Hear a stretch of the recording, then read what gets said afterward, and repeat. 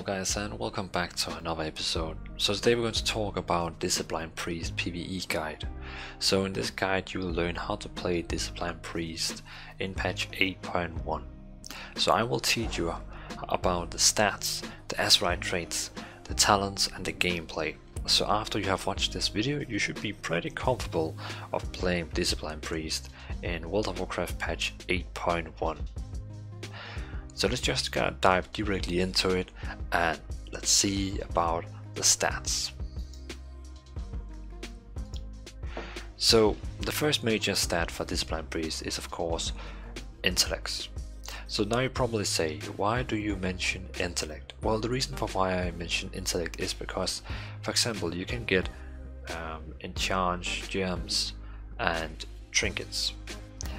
And you should always focus on getting more intellect in all those slots where you can also get, you can say, other stats, but you are also able to get intellect. Then intellect is the dominating one and it helps you in overall because it helps your damage and it helps your healing. The next stat after that is your haste. Well, there's more things about haste, so the reason for why haste is better is it reduces your cast time of your spells, it reduces the cooldown of power word solos, and it reduces the global cooldown of your spells. Also it increases damage of your dots, so your dots you have damage over time is also taking more time. So in overall it helps you heal faster, heal more by your damage, and has a lower reduced cooldown and has a low cooldown on some of your spells. So in totally, haste is the best one after intellect. The next one is critical strike, and the reason for critical strike is because every time you crit on your damage, the healing that your atonement is getting is also, you know, so for example, if I damage someone, atonement will heal my friends by amount of that damage. But if you critical strike, it will heal based on the crit damage then. So critical strike is actually helping your atonement healing to heal more, because every time you crit on damage, it will heal more on your atonements. But atonement itself cannot crit.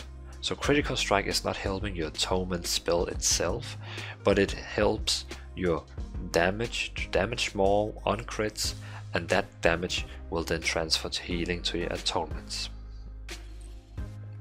After critical strike it's versatility, and versatility is increasing your flat damage, your flat healing, and reduce the damage you take. The reason for why versatility is over mastery is because your mastery is not really, it's fine, but it's not the best one. So your healing and absorption is increased by amount of your mastery.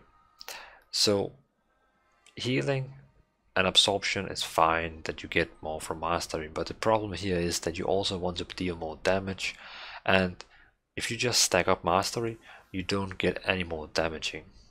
So mastery is kind of saying that you don't want to damage and you should get away from it. So that's why mastery is the last one. So that was the stats for Discipline Priest for patch 8.1 in PvE. The next topic we're going to cover is the Azeroth traits, and I will start with the outer ring and go to the middle ring, and we will skip the inner ring because inner ring is pretty much only survival, and it's up to you which ring you want for that. So for the outer ring, the first one I'm recommending is Treacherous Covenant. So the reason for why I'm recommending this one here is because it's increase your overall stat, and as I said before, your primary stat is the most important one for you, intellect, and this one here increase your intellect while you're above 50% health, but it only works when you're above 50% health, and if you're under 20% health you take 15% increased damage. So try to not get below 20% health, but try always to stay above 50% health, because then you will have more intellect, equal more damage and more healing. The next one is Bonded Souls. It increases your haste and it also heals everyone, so it's quite nice. I mean, it's really nice. So your spells and abilities have a chance to trigger a soulbound for 15 seconds. During soulbound, every 5 seconds you and your nearest ally are both healed for 8000 and gain 200 haste. It's pretty great. So after Treacherous Covenant that increase your flat stats, it's Bonded Souls. The last one is Enduring Luminance. So Power Word Radiance restore 1263 additional healing, of course it scales depending on eye level, and applies Atonement for 70 of its normal duration. So normally, normally Power Word Radiance, 2 seconds, I'm in game. So normally it applies for 60% of normal duration. So that means it goes from 60 to 70 and it heals additional 1200. I mean, normally mine right now heals 5000. So that's almost 6500 it will get up on. So that's pretty cool. So of course you can maybe skip Enduring if you're like, I'm never going to use this because I'm never using AoE healings. But I guess you are. But again, this is the free Azeroth trades for the outer ring that I'm recommending. So let's go to the middle ring. So for the middle ring, so you could basically say that the number 1 and number 2, the reason for why I have these on is because it gives you haste. And if you remember what I said about your stats is after intellect, it's haste that's the most important one. So Meticulous Shemming and Bloodrite are both increasing your haste, and as I said, haste is very good. So I'm recommending Meticulous Shemming as number 1, Bloodrite as number 2, and Swirling Sands as number 3 because it gives Critical Strike, and Critical Strike wasn't the third best stat after intellect, haste, and then it was Critical Strike. So you could basically say I'm recommending these because the top 2 gives haste and the last one gives Critical Strike, and that is exactly the stats you want. Capiche?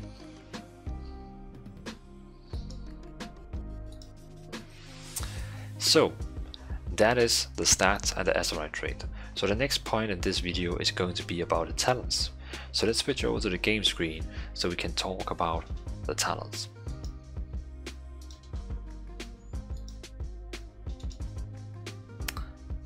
So here we are, if I remove the icon here. So this is the talents. I will go through each row and talk about why I think each talent should be this and when. So we will start from the top and go to the bottom. So for the first row, Schisma is the best one I would recommend for either dungeon and raiding. It's a really powerful spell, and it's, if you're using it correctly, it's very powerful. It does extreme damage and healing with atonement. So Schisma is really good. Twist of Fate can also be used and is very popular in low tier dungeons, so with low mythic keys. But in the end, Schisma is the best one performance wise, but Twist of Fate is nice on spot healing where you have to heal someone quickly because they are close to dying all the time, because it only helps when you're healing someone below 35% health, but Schisma is like for you all the time. So Schisma is the recommended one in the first row. For the second row, it's pretty much up to you. This one is not helping you much, but I recommend normally Angelic Feather because I like to have free charges of speed from my party if someone needs to run faster. For the next row, Power Word Solace would be the one I only recommend in this row. It deals extreme nice damage, it gives you mana back, and it's comparing together with Schisma. It's really nice. So if you blast out a Schisma, then the increasing damage deals at the target of 40, and then you blast out a Power Word Solace. Those two together, such a great damage and super healing to all on your party that has Atonement on. So these two combined together, really great. The only bad thing about this is you're getting 2 new spells and you have to kind of fit it down here somewhere.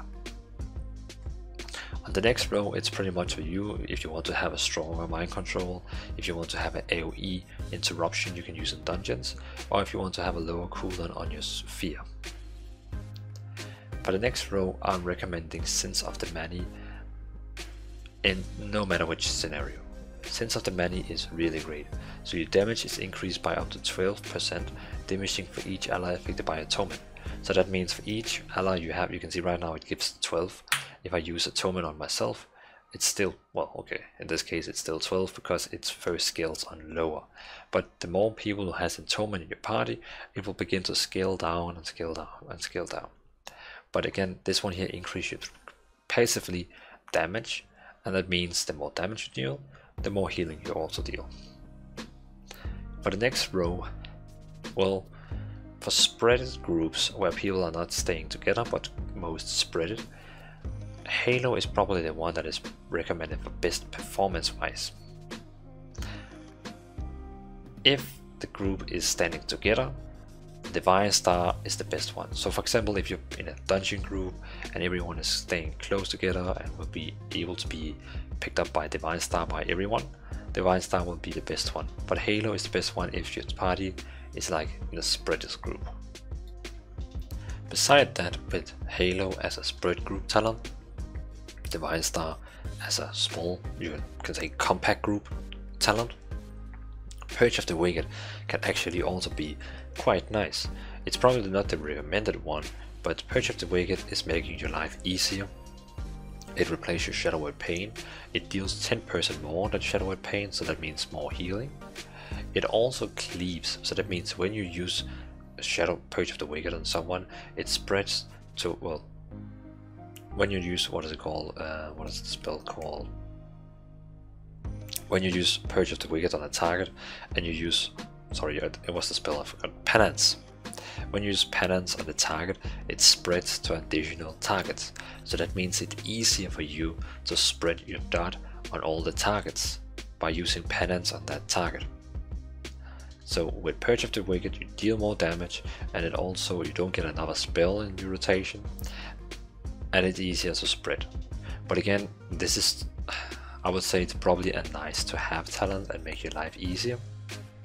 But Divine Star and Halo is probably performing better on the numbers. So yeah, that's the facts. The last row, Lineage, is the one I'm recommending for dungeons, and Evangelism is the one I'm recommending for raids.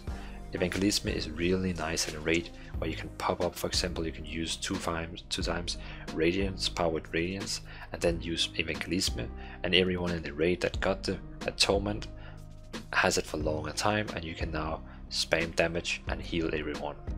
But it's not very hard in a normal 5-man dungeons to put Atonement on everyone and hold it up, so you don't need Evangelism, and you can benefit from the Atonement reduced damage taken by 3%. So Lineage is the one that we recommend in dungeons, and Evangelism is the one I recommend in raids. So that is pretty much the talents. So I hope you enjoy these talents, and it should make your rotation more smoother and more nice with damage and healing combination. So the next one would be, I will show you the gameplay and the rotation for how you should play. So let's switch over to the dummies. Okay, so here we are at the dummy. So it's very important to first understand, as Discipline Priest, your most important, you could say, part of your healing is coming from Atonement. So a powered shield, Shadow Mend, and powered Radiance apply Atonement to your target for 15 seconds. Your spell's damage heals, well, your spell damage heals all target affected by Atonement for 55% of the damage done. So that means if I use a shield on myself, I now have Atonement for 15 seconds, and every time I damage now, I get 55% of that healing. Have I enabled scoring combat text for myself? So again, Atonement on myself, and then Smite, and you can see I get healing. Atonement on that guy, and every time I use my spell now, it heals also him and me. Basically what I can do is Atonement, Atonement, Atonement, Atonement, and now everyone gets healed, and it doesn't really decrease. It's the same, we all get it healing. That's why Discipline Priest is such a great healer in raids and also dungeons. I mean, you have such a nice AoE healing all the time. So let's talk about the damage rotation first before we talk about the healing rotation. So if you're talented with Schisma and Power Word Radiance, it's very important. So every time you want to start damaging, well, the first thing I do in every battle is when I can see the tank is about to go to, well, you can say attack, I like to start with either cast, well, right now I purchased the Wicked, let's replace that with something else. So now it's Shadow Word Pain. I like to start with a Shadow Word Pain, so I just have a damage or time ability just on the target. You could also start with casting out Schisma, so you could say you can use the cast time more efficient, but that's up to you. But if you should say more efficient, you should probably start with casting a Schisma. Now Schisma is increasing all the damage this target takes by 40. Then I will use a Power Word Solace and spam Smite while Schisma is still active. So while Schisma is still active, you should use Schisma, use Power Word Solace exactly after Schisma, and spam Smite while Schisma is still on the target, because then it deals such a great damage and it will heal everyone. So for example, let's do this. So Atonement on myself, Shadow Word Pain, Schisma, Power Word Solace, and spam Smite. And I can see all this actually healed quite good. It's really, you can say it's kind of a burst healing you can use for if everyone in your group is low. You could pretty much use 2 times Power Word Radiance. Now everyone has Atonement and Schisma, Power Word Solace, spam some Smite, and you should have everyone close to full health in no time. Also, you have your Shadow Word Fiend, and while Shadow Word Fiend is actually deal damage, it also heals everyone for the damage it deals everyone who has Atonement. Keep in mind that this Shadow Word Fiend is healing almost the same as Smite is actually doing. So you can see this one, every time it attacked, I got 2100 healing. If I use Smite, it gives me 2600. So it's only 500 more than actually my Shadow Fiend. So you could say, if you really want to burst, you should probably use Shadow Word Pain, Shadow Fiend, Schisma, Power Word Solace, and Smite. Then it's the ultimate burst damage. So I can see on the forums there's like a discussion about, should I use Penance for damage or should I save it for healing? Because your Smite is dealing 3800 damage and you can cast 2 of those on 3 seconds. So that means if we take what you can call a calculator, so if we say 3852 multiply with 2, it's 7700 damage you can deal on 3 seconds. With Penance you can deal 8000 damage on 1.8 second damage, 1.8 second. So Smite deals 7700 damage on 3 seconds, and Penance deals 8000 damage on 1.8 second. So from that little calculation, I would probably say that Penance deal more damage than Smite. But again, Smite is also a great healing directly to someone because it heals such a lot. It heals 18k, so that's pretty wild. And of course it heals probably the same as a Shadow Mint, but still. So I mean, you could also use in your rotation, use Schisma, Penance, and then Power Word Solace and Smite. It's just important that you fit in Schisma so you deal 40% more damage to the target, and now you can use either Penance, Power Word Solace, and spam some Smite to deal more damage.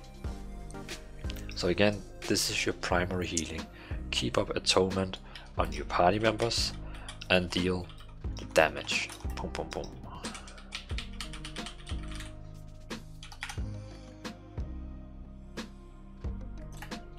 Very important. So that is the damage. And well, just so I say it again, try to hold up Shadow Void Pain on as many targets as possible, because Shadow Void Pain is also the healing, so it's like a druid healing over time. So for example, I will use Atonement on myself, damage over time, damage over time, damage over time, damage over time. So you can see how much healing I get now every second, and that's because of my Shadow Void Pain. But now I have to also hold the Shadow Void Pain up. But if you have if the group is not taking that much damage, this Shadow Void Pain can actually hold up the whole group. I mean, well, it can hold up most of your party members if you don't have too much direct damage on everyone. But it's really nice, and that's what makes it fun for me to play Discipline Priest, because I can basically hold up dots on all the targets, be on the damage meter, pretty good on the damage meter, and hold everyone up in healing. It's pretty nice. So let's talk about the more directly healing. So a little change with Shadow Void, Power Void Shield, is you cannot spam after patch 8.1. You cannot spam Power Void Shield on someone. Now it creates this old debuff, Weakened Soul. So when you cast Power Void Shield on someone, you can first cast Power Void Shield on that target again after 6 seconds, just to notify you. Also for directly healing, we have Penance that heals 80,000. It's quite good. We also have Power Void Radiance that heals the target I'm selecting and everyone that is close to him. I think it's up to, what is it? It's up to 4 injured allies. So it's the guy and 4 injured allies. So in a dungeon group, it's basically everyone. And everyone will have Atonement on for 8 seconds. Keep in mind it only puts Atonement on for 60% of the normal duration. Beside that, we of course also have our good friend Shadowmend. So Shadowmend is a really nice healing. It's very quick. It heals 15k damage. The bad thing about Shadowmend is that it's actually dealing damage also. So when you're in combat here and I use Shadowmend on someone, it actually, well, okay, now I don't miss any health, but if I missed health, it will basically eat, it heals me 15k, but it will eat again 7k damage. But it will not eat 7k damage if you either leave combat or someone else or another damage source have hit you for 7k damage. So let's say you use Shadowmend on you and a boss deals 7k damage to you after the healing, then Shadowmend will not eat 7k anymore. But basically, I really don't understand why we have this spell. I know in PvP you can trigger it with, you can use Shadowmend on yourself, and then if a mage is sheeping you, you're getting out of the sheep, I think, with Shadowmend. So that's probably a pretty cool thing. But as you can see, the only directly healing we have is Penance, Shadowmend, and Power Void Radiance. And of course we have Power Void Shield that absorbs 9k damage and applies Atonement. But that is pretty much that. After that you are reliable on dealing damage. So again, in my case I could use Power Void Shield on everyone, Schisma, Power Void Solas, Penance, and spam some Smite. And also Shadowmend Fiend if I want some extra healing on everyone who has Atonement. It's pretty great. But keep in mind, use Power Void Solas every time you can, because it gives you 1% back of your mana. That is quite much, so really good. Also keep in mind you have your buff that gives 10% stamina to everyone. It's pretty good. You also have Power Void Barrier. Boom boom. And as you can see here, it reduces all damage taken by 25, and you resist all pushback while casting spells. So that means you will not be slower when casting spells when you're using spells inside Power Word Barrier. You also have Desperate Prayer that increases your maximum health by 25 for 10 seconds, and it instantly heals you for that amount. So you can see 30k, boom. It's a self-surviving, you could say. You also have a Fear, so you can fear the target. So it's a AoE. In dungeons that would probably be used as a AoE interruption. You also have Pain Suppression that reduces all damage taken to the player by 40%. Pretty great. And you have one of my favorite spells here. It was pretty great until they nerfed Powered Shield. I mean, it's still great, but now you cannot use spam Powered Shield on yourself.